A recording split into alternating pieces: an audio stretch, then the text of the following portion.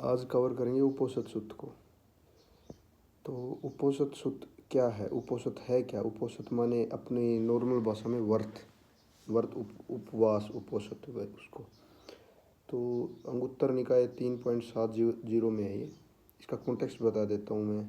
आज वैसे उपोषित है भी, इसलिए मेरे को लगा ये कवर करते हैं। तो इस ऐप में मैं रीड कर रहा था, ये हमने ही बनाई है ऐप, इसको रिलीज़ भी करते हैं अभी एंड्रॉयड और iOS में, तो काफ़ी हेल्पफुल है। 3.70 शब्द था। तो इसमें मैं अभी पूरा किया, काफ़ी थोड़ा बड़ा ही सूत्र है ये। तो इसमें सबसे पहले विशाखा आती है बुध के पास। तो वो पूछते हैं कि मैं आज उपोषित कर रही हूँ। उपोषित माने उस टाइम पे व्रत को बोलते थे। तो बुध ने बोला कि कौन से टाइप का उपोषित कर रहे हो तुम, क्योंकि तीन टाइप के उपोषित होते हैं। एक टाइप का उपोषित होता जो ग्वाले या वो करते थे उस टाइम पे।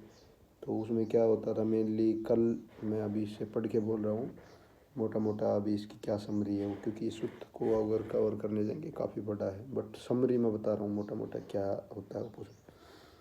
तो सबसे पहला था जो लगभग आज के दिन सभी फॉलो करते हैं। तो इसमें कल मैंने क्या खाया था, आज क्या खाएंगे, या कल क्या खाना होगा, किस टाइम पे खा सकते हैं, ये सब चीज़ें होती हैं। ये गवालो जैसा उपोषित रहता है उसमें।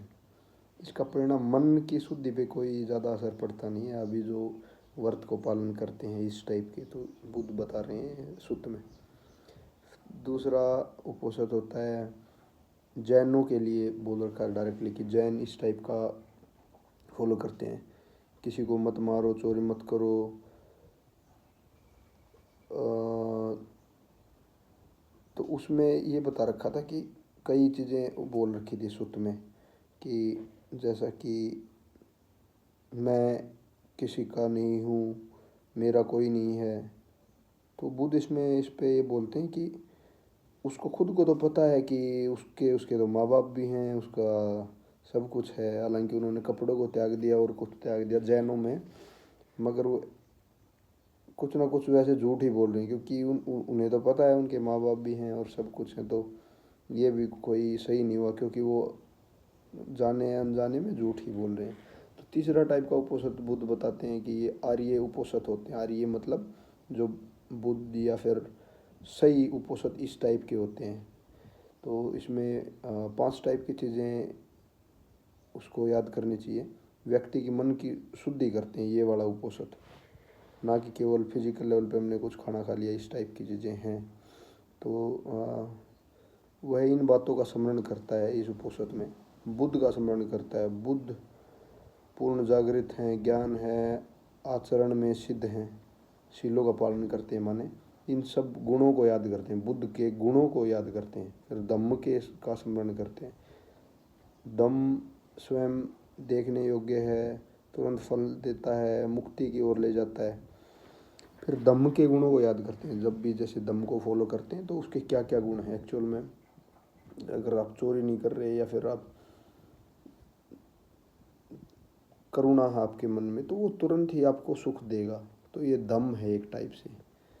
तो बताते हैं कि दम को का स्मरण करते हैं। फिर संग का स्मरण करते हैं।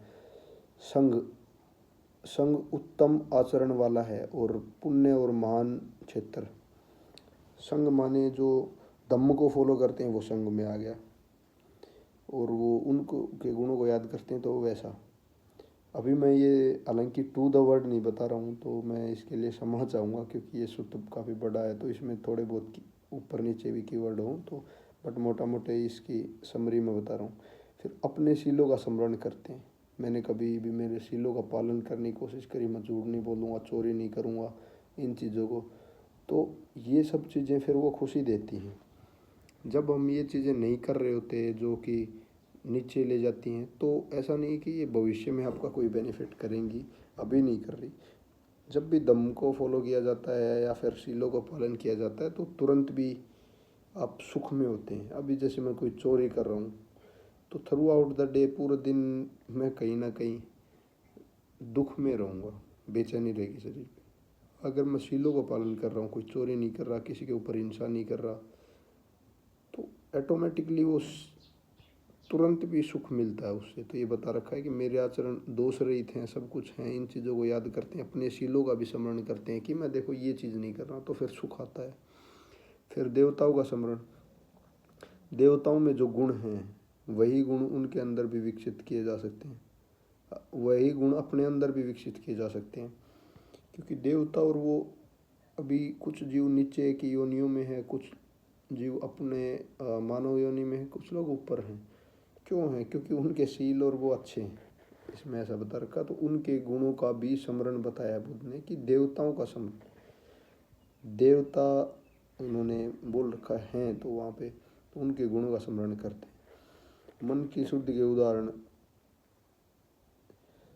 शरीर को धो लिया या वैसे कर लिया, कपड़े से धो लिया, ये तो मन, वो शरीर की शुद्धि हो गई। मन की शुद्धि का वो बताया। फिर उपोषद के दिन 8 शील लेनी होती हैं, ये इम्पोर्टेंट है कि सबसे पहले प्राणी हत्या नहीं करूँगा, फिर दूसरा चोरी नहीं करूँगा, फिर ब्रह्मचर्य का पालन करूँगा, झूठ नहीं बोलूँगा, नशा नहीं करना, दोपहर के बाद खाना नहीं या फिर गलत टाइम पे खाना नहीं, नृत्य गाना सजावट या आज के दिन बोल सकते सोशल मीडिया से दूर रहूँगा, ऊंचे सुखद बिस्तर पर नहीं सोऊंगा। तो ये 8 शील हैं। और बुद्ध इसमें बताते हैं कि अगर इनको अगर कोई फॉलो करता है, इन शीलों को, और उपोषद वगैरह को पालन करता है, तो उनको वो बेनिफिट मिलेंगे जो उन्होंने बताया कि उस टाइम पे जो राज्य थे ना सभी, उनका नाम लेते हैं। अगर उन सब के भी राज्य के अगर वो राजा भी बन जाते हैं, और उससे जो बेनिफिट मिलेगा, उससे जो खुशी मिलेगी, वो कुछ भी नहीं है। मतलब जब आप देवलोक में रह जाते हो, क्योंकि देवलोक में ऐसा होता है कि अपने 100 साल का जीवन वहाँ पे कई बार एक दिन का ही जीवन होता है, वहाँ के एक दिन के बराबर होता है। ये सूत्र में बता रखा है, ये भी मैं मेरी ओर से नहीं कह रहा हूँ कुछ भी। तो ये बताया कि यहाँ पे तुम राजा भी बन गए ना इन सभी राज्यों की, और जितना धन संपत्ति भी एकत्रित कर लिया, तो वो भी कुछ भी नहीं है, मतलब उनके सुख के आगे। और वो वहाँ पे सुख इसलिए हैं सुखी, क्योंकि वो इसको फॉलो करते हैं शीलों को। उनके अंदर इतनी ज़्यादा ग्रीड नहीं है, इतने ये गुण कम हैं, और शीलों का पालन करते हैं, इसलिए वो वहाँ पे। और जब तुम ये उपोषद वगैरह को प्रैक्टिस करोगे, तो बहुत ज़्यादा चांसेस ऐसे हैं कि, क्योंकि ये मन के लेवल पे शुद्धि करते हैं ये। और अगर तुम फिर जिस टाइम पे मरोगे, तुम्हारा शरीर डिकम्पोज होगा, तो बहुत ज़्यादा चांस ऐसा रहेगा कि आप भी इस टाइप के देवलोकों में कहीं पे जन्म ले सकते हो, मतलब उपोषद वगैरह को प्रैक्टिस करते हो। तो ये भी सूत्र में लिखा है, मेरी साइड से मैं बता रहा हूँ। तो मतलब किस टाइप से हैं ये चीज़ें संभव, जब आप उपोषद को फॉलो कर रहे हैं, ये चीज़ें नहीं कर रहे हैं, माइंडलेस इंटरटेनमेंट में नहीं गिर रहे हैं, या सोशल मीडिया पे पूरा दिन नहीं, या फिर 8 शीलों का पालन कर रहे हो, तो वो चीज़ें मन को शुद्धि करते हैं, शुद्ध करते हैं। मन अगर शुद्ध है, आपका ऐसा कॉन्शियसनेस है, तो मरने के टाइम पे भी वही अगर कॉन्शियसनेस उसी टाइप का मन रहेगा, तो जिस टाइप का मन रहता है मरण के टाइम पे, तो उसी टाइप के आगे के लोक में जन्म होता है, ऐसा बताया जाता है। और शुद्ध में तो ऐसा बताया है कि इसके उपोषद के इतने ज़्यादा बेनिफिट हैं उपोषद को प्रैक्टिस करने की। तो ये उपोषद था 3.70 में, काफ़ी अच्छा लगा मेरे को, और मैं आज प्रैक्टिस कर रहा हूँ उपोषद।